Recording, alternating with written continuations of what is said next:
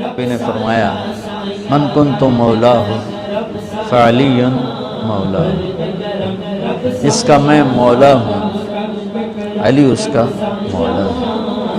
اور یہاں مولا سے مراد دوست نہیں ہے، یہ ہم دوست کا ترجمہ کرتے ہیں آقا، سردار، جس کا میں سردار ہوں علی اس کے سردار ہیں۔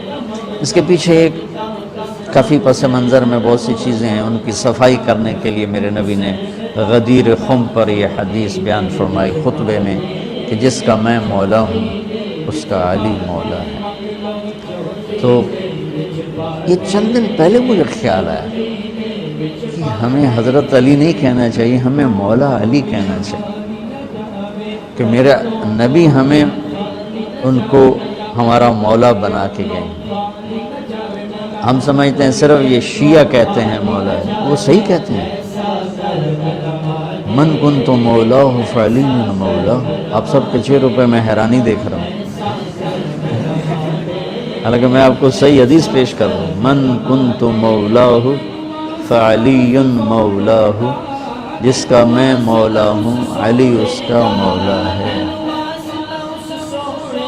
تو میں اب حضرت علی نہیں کہتا، میں کہتا ہوں مولا علی، کہ ان کا حق ہے، جیسے ہر صحابی کی بعض خصوصیات ہیں جو دوسرے میں نہیں۔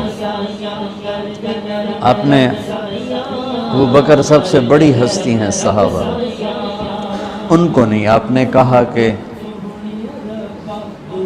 تو جنت میں میرے آگے آگے چلتا ہے۔ بلال کو کہا کیا بات ہے، جب جنت میں جاتا ہوں مجھ سے آگے آگے چلتا نظر آتا ہے، جزوی فضیلت۔ سارے لوگ پیدل چلیں گے، میں براق پہ چلوں گا، میرے نبی نے فرمایا، اور بلال میرے آگے سرخ اونٹنی پہ بیٹھ کے چلے گا، یہ جزوی فضیلت۔ جنت میں جانے لگوں گا تو جنت کی سواری کی لگام ایسے نیچے گرے گی۔ نیچے گرنے کا مطلب ہے کوئی ڈرائیور آئے گا، کوچوان آئے گا جو چلائے گا، تو بلال حبشی کو یہ رسی پکڑائی جائے گی۔ تو اس طرح یہ جزوی فضائل کسی کے کسی طرح، کسی کے کسی طرح ہیں۔ تو مجھے خیال ہے کہ ہم اہل البیت کے حق میں بڑی کوتاہی کرتے ہیں، بہت کوتاہی کرتے ہیں۔ ہم اللہ کے نبی کی اولاد کے تذکرے نہیں کرتے، اس سے ان سے محبت کی گرمی بھی نہیں پیدا ہوتی۔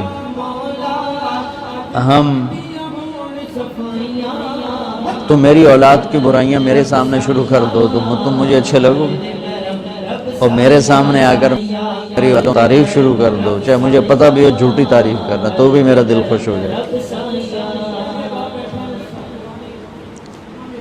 تو ہم نے نا اللہ کے نبی کے گھرانے کے بارے میں بہت کوتاہی کی، بہت کوتاہی کی۔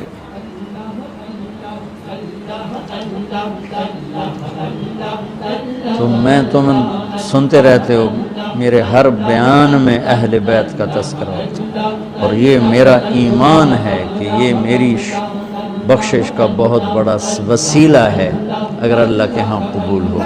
ریاکاری میں مردود ہو گیا تو وہ تو الگ بات ہے، اور جو اس کا ہر فیصلہ حق ہے، لیکن اگر میرے اللہ نے قبول فرمایا تو میرے بیانوں میں میری سب سے بڑی متاع میرے نبی کے گھر کا تذکرہ ہے۔ میں اس سے اندر کی محبت سے بھر کے کرتا ہوں، اور اپنی کوتاہی پر اور امت کی کوتاہی پر استغفار کرتا ہوں کہ ہم نے اپنے نبی کی اولاد بھلانا تو کیا ہے، 60 سال میں کیا کر دیا، ذبح کر کے رکھ دیا۔ مجھے حیرت ہوتی ہے کہ نبی کا نواسہ ہو اور ادھر سارے نامراد سور قسم کے انسان ہوں، اور پھر ان کے پیچھے لگ کے نبی کے نواسے کو ذبح کر دیا۔ یہ سمجھ نہیں آتا۔ شاید اللہ ان کے عالی شان مقام طے کر چکا تھا۔ جب وہ سب ساتھیوں نے کہا نا کہ اب واپس چلیں، وہاں ابن زیاد آ چکا ہے، واپس چلیں، تو فرمایا کہ نہیں مجھے جانا ہے۔ ان کا تم موت دیکھ رہے ہو، کیوں جا رہے ہو؟ کہا مجھے میرے اللہ کے نبی خواب میں ملے ہیں، انہوں نے مجھے کچھ بات فرمائی ہے، لہذا مجھے جانا ہی جانا ہے۔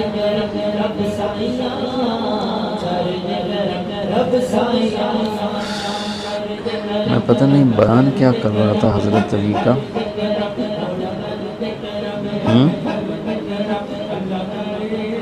میں اس پر کوئی بات کہنا چاہتا تھا.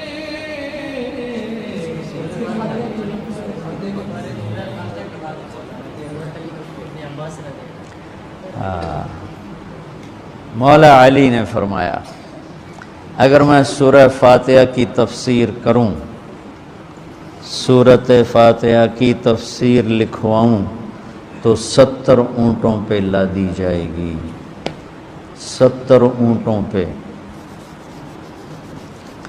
اور یہ خالی دعویٰ نہیں تھا. ایک حدیث اور سنو.